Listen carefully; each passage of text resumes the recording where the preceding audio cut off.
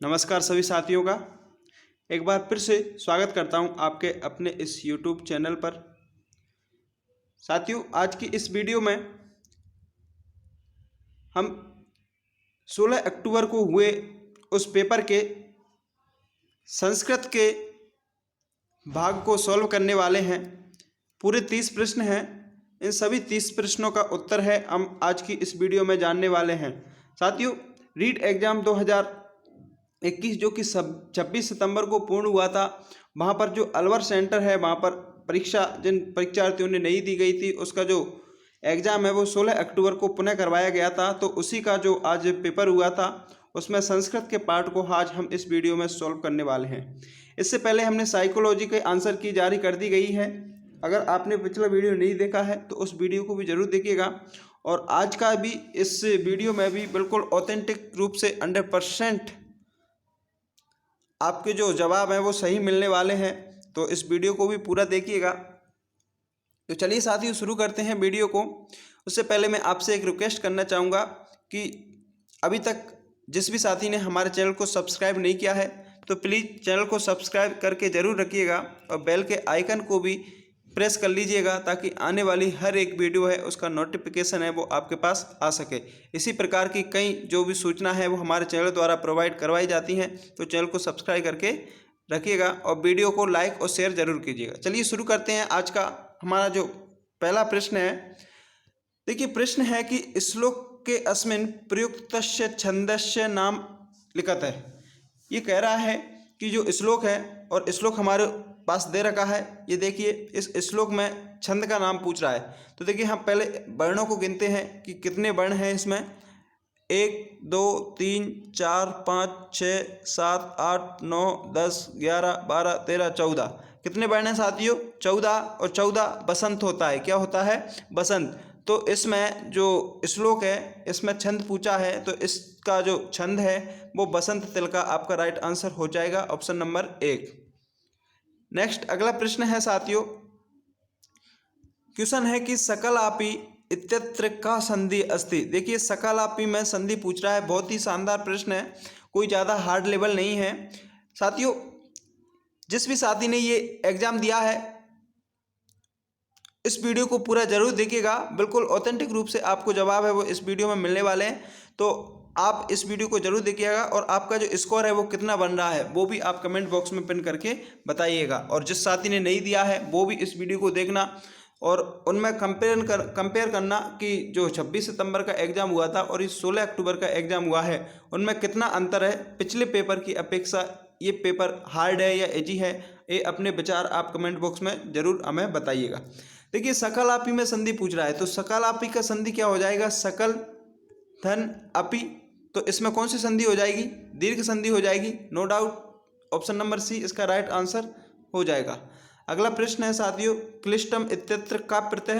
अब देखिए क्लिष्टम में प्रत्यय पूछ रहा है तो क्लिष्टम में आपका इक्तय प्रत्यय आ जाएगा, option number B right answer हो जाएगा।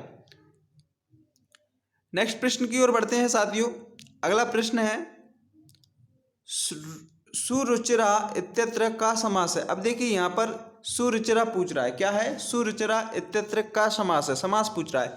तो देखिए यहाँ पर किसी साथी ने अब देखिए इस साथी ने जो एग्जाम दिया है इसने अव्ययी भाव लगा रखा है, जबकि अव्ययी भाव नहीं होगा क्योंकि सुरुचि इसका क्या बता रहा है? विशेषता बता रहा है। तो विशेषता जहाँ पर विशेषण विशेष्य का संबंध जहाँ पर आता है वहाँ पर कौन सा समास आता है? कर्मधारय समास आता है। तो ऑप्शन नंबर डी इसका राइट आंसर हो जाएगा।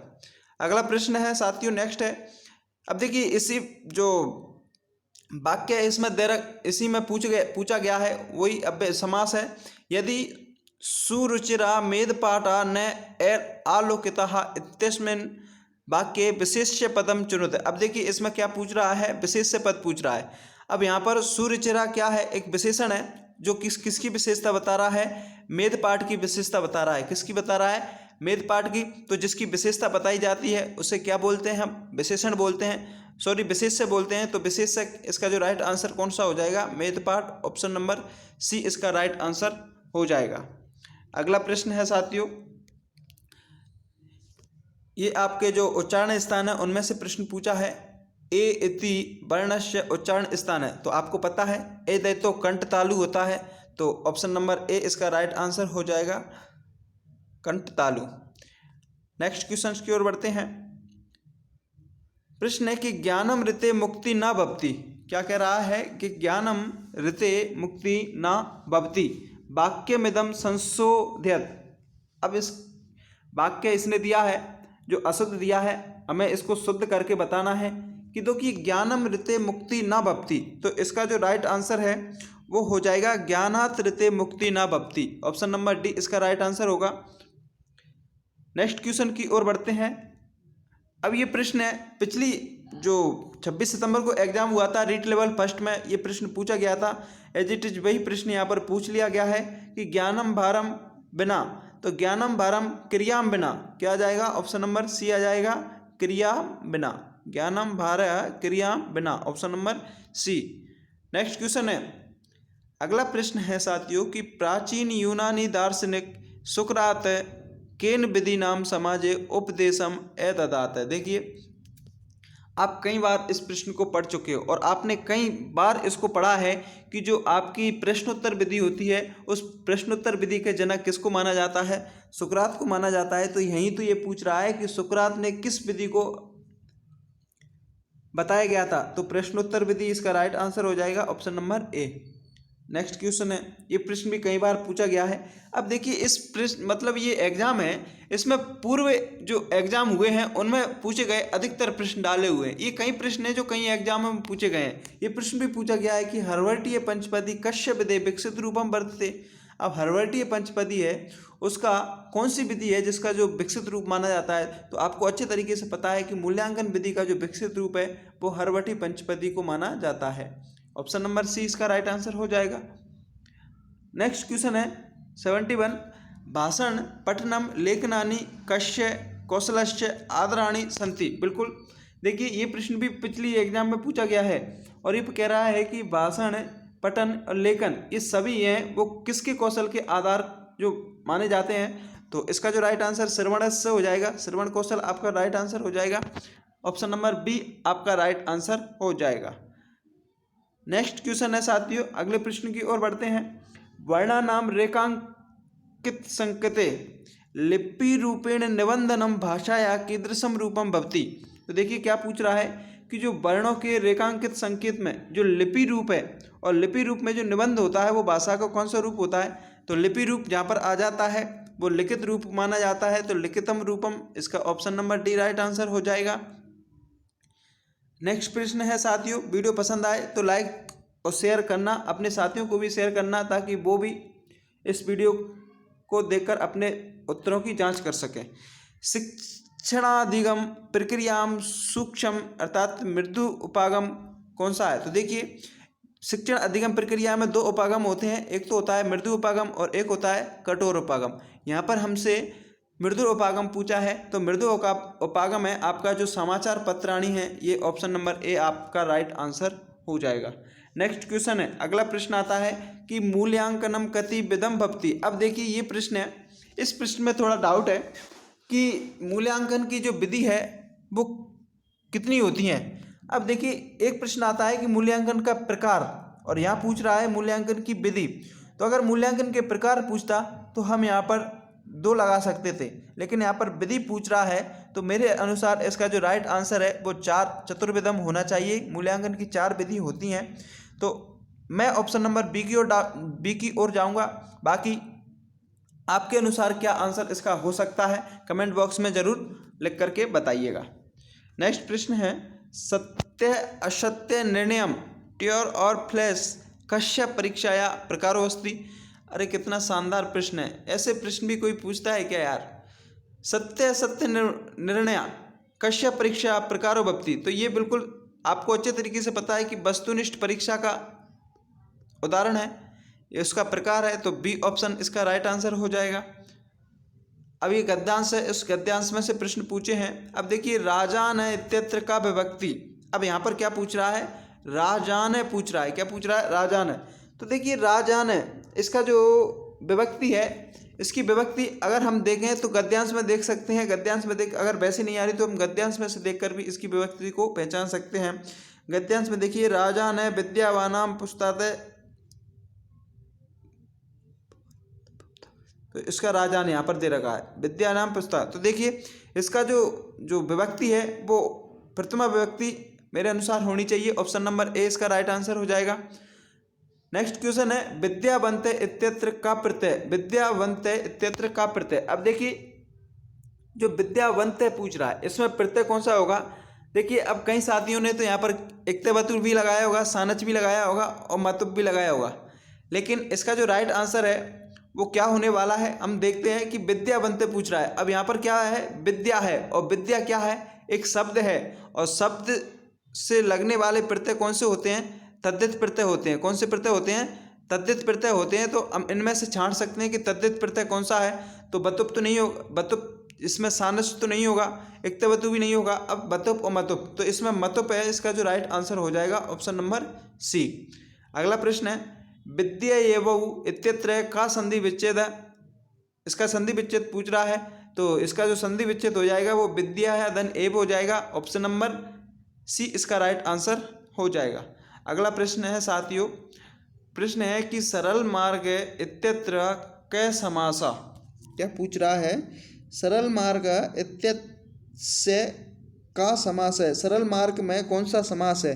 तो देखिए मार्ग कैसा है, सरल है, मार्ग की क्या बता रहा है, विशेषता बता रहा है, और विशेषण विशेष्य और उपमान उपमेय जहाँ पर आता है वो कौन सा समास हो जाता है, कर्मधारय समास हो जाता है। तो इसका राइट आंसर कर्मधारय समास हो जाएगा, ऑप्शन नंबर डी।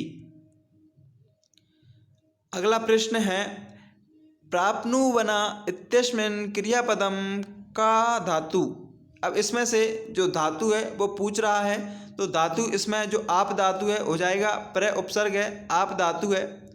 तो धातु कौन सी है यहाँ पर, आप। Option number A right answer हो जाएगा। ये प्रश्न आपकी संख्याओं से पूछा गया है कि एक दशानाम षष्ठा। क्या पूछ रहा है, एक दशानाम षष्ठा यानी कि इत्यस्य संख्या शब्देन रिक्त स्थानम पूर्ति। तो इसका जो राइट आंसर होगा वो क्या होगा, षट षष्ठी हो जाएगा। क्या हो जाएगा, षट षष्ठी।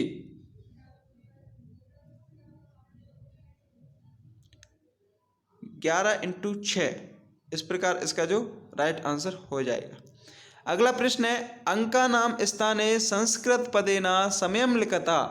क्या पूछ रहा है, जो अंक दिए गए हैं इनका संस्कृत में जो समय है वो क्या है। अब देखिए यहाँ पर 7:45 हो रहे हैं, और 45 को हम क्या बोलते हैं, पौने, और पौन को हम संस्कृत में पादोन बोलते हैं। तो यहाँ पर पादोन अष्टवादने राइट आंसर हो जाएगा। पादोन अष्टवादने कहाँ पर है, ऑप्शन नंबर बी में है, तो बी इसका राइट आंसर हो जाएगा। नेक्स्ट प्रश्न है साथियों, यहाँ पर थोड़ा दिख नहीं रहा होगा, आप वीडियो क्वालिटी बढ़ा सकते हैं, लेकिन मैं बोल रहा हूँ आप सुन लीजिएगा। प्रश्न है कि माहेश्वर सूत्रेषु जश वर्णा क्रमशः सन्ति। जश प्रत्याहार में कौन कौन से वर्ण आते हैं, इसमें ये पूछा गया है। तो इसमें आते हैं आपका ज, व, ग, ड, द, श, यही है ना। तो ज, व, ग, ड, द, श कहाँ पर है, ज, व, ग, ड, द। तो ऑप्शन नंबर ए इसका राइट आंसर हो जाएगा। अगला प्रश्न है राजा शत्रु से राज्य को जीतता है। प्रश्न क्या है कि राजा शत्रु से राज्य को जीतता है, इत्यस्य वाक्यस्य संस्कृतेन अनुवादा कुरुते। इस जो वाक्य है हिंदी में दे रखा है, इसको संस्कृत में हमें अनुवाद करना है। तो इसका जो अनुवाद हो जाएगा, यहाँ पर जीतता जी द्विकर्मक धातु दे रखी है, तो द्विकर्मक धातु में हम कौन सी विभक्ति लगाते हैं, द्वितीय विभक्ति लगाते हैं। तो इसका जो राइट आंसर कौन सा हो जाएगा, निरपाशत्रुम राज्यम जयति, कौन सा हो जाएगा, option number D right answer हो जाएगा। साथियों देखने में थोड़ी प्रॉब्लम आएगी क्योंकि यहाँ पर जो साफ है वो नहीं दिख रहा, तो आप तो या तो वीडियो क्वालिटी बढ़ा सकते हैं या फिर मैं बोल रहा हूँ तो वॉइस सुनकर आप अपना राइट आंसर लगा सकते हैं। क्वेश्चन है अगला कि मया पुस्तकानि पठ्यन्ते, इसका जो वाच्य परिवर्तन है वो पूछ रहा। अब देखिए यहाँ पर वाच्य परिवर्तन कर्म में दे दिया, कर्म वाच्य दे दिया, इसको हमें कर्तृवाच्य में बदलना है। किस में बदलना है, कर्तृवाच्य में बदलना है। तो कर्तृवाच्य से इस कर्म वाच्य में बदलते हैं तो कर्ता की तीसरी विभक्ति हो जाती है और 3-1-1 होता है, उसका 1-2-1 करना है। तो इसका जो राइट आंसर है मया का तो अहम हो जाएगा, पुस्तकानी का पुस्तकानी रहेगा, पठ्यन्ते का पठामी हो जाएगा। तो ऑप्शन नंबर डी इसका राइट आंसर हो जाएगा। अगला प्रश्न है, यावत् छात्रेषु सक्रिय रुचि न भविष्यति तावत् शिक्षस्य सर्वोत्तमे पूर्ण न भविष्यति लिखितम्। अब देखिए ये प्रश्न है कि यावत् छात्रेषु सक्रिय रुचिनं भविष्य तावत् शिक्षकस्य सर्वोत्तम कार्य पूर्णम न भविष्यति लिखितम। तो ये किसका द्वारा कहा गया है? तो ये पिंटेसन महोदय द्वारा कहा गया है, पिंसेट महोदय द्वारा। Option number B right answer हो जाएगा। अगला प्रश्न है, संस्कृत शिक्षणे व्याकरण शिक्षणयोः कृते किम सूत्रम महत्वपूर्णम वर्तते। यानी कि जो संस्कृत शिक्षण है उसमें जो व्याकरण शिक्षण है उसमें कौन सा सूत्र है वो महत्वपूर्ण माना जाता है। तो देखिए व्याकरण शिक्षण का कौन सा सूत्र है वो महत्वपूर्ण माना जाता है। तो यहाँ पर आपका जो राइट आंसर है वो स्थूल से सूक्ष्मम प्रति, इसका राइट आंसर हो जाएगा। अगला प्रश्न है, नेक्स्ट क्वेश्चन आता है साथियों। प्रश्न है कि संप्रेषण आधारित शिक्षण से साफल्याय प्रयोग योग्य प्रविधि संति। तो ये पूछ रहा है कि आपकी जो संप्रेषण आधारित जो शिक्षण है उसमें जो सफल प्रयोग है वो उसकी कौन सी प्रविधि। अब देखिए संप्रेषण आधार पूछ रहा है, तो संप्रेषण आधार पर मेरे अनुसार इसका जो राइट आंसर है वो मौखिक अभ्यास होना चाहिए। Option number C right answer होना चाहिए। बाकी ऑप्शन नंबर ए संस्कृत भाषण से शिविराणा आयोजनम भी हो सकता है, लेकिन अगर हम उपयुक्त विकल्प की बात करें तो सी राइट आंसर हो जाएगा। बाकी आप कमेंट बॉक्स में लिख करके बताइएगा कि आपके अनुसार इसका राइट आंसर है वो क्या होगा। नेक्स्ट क्वेश्चन है, सेकंड लास्ट है कि निदानम पदमिदम कस्य शास्त्रस्य विद्यते। तो ये क्या पूछ रहा है कि निदान के बाद क्या किया जाता है। तो चिकित्सा उपचार किया जाता है। तो चिकित्सा शास्त्र से इसका राइट आंसर हो जाएगा ऑप्शन नंबर ए। अगला प्रश्न है साथियों, प्रश्न है कि शिक्षक छात्रान संस्कृतान सरलान प्रश्नान पृच्छेत लघु वाक्येषु च संस्कृतेन उत्तरम स्वीकुर्यात् कोअम विधि पूछ रहा है। तो इसका जो राइट आंसर है वो राइट आंसर आगमन निगमन विधि हो जाएगा। ऑप्शन नंबर बी इसका राइट आंसर होगा। तो साथियों ये तो था आपके संस्कृत का जो 30 क्वेश्चन आए थे, आपके 16 अक्टूबर को एग्जाम हुआ था उसके अंतर्गत। साथियों संस्कृत का जो पार्ट था उसमें ज़्यादा हार्ड क्वेश्चन नहीं आए, बिल्कुल लेवल इक्वल था पिछले एग्जाम की दृष्टि से देखा जाए तो साथियों जिसने भी ये एग्ज़ाम दिया है वो अपना स्कोर ज़रूर बताइएगा कि कितना आपका जो स्कोर है वो रहा है,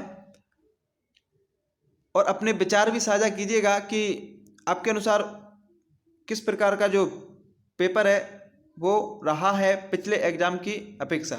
तो चलिए मिलते हैं अगली वीडियो में हिंदी के आंसर की के साथ। तब तक के लिए जय हिंद, जय Bharat, bye bye, take care.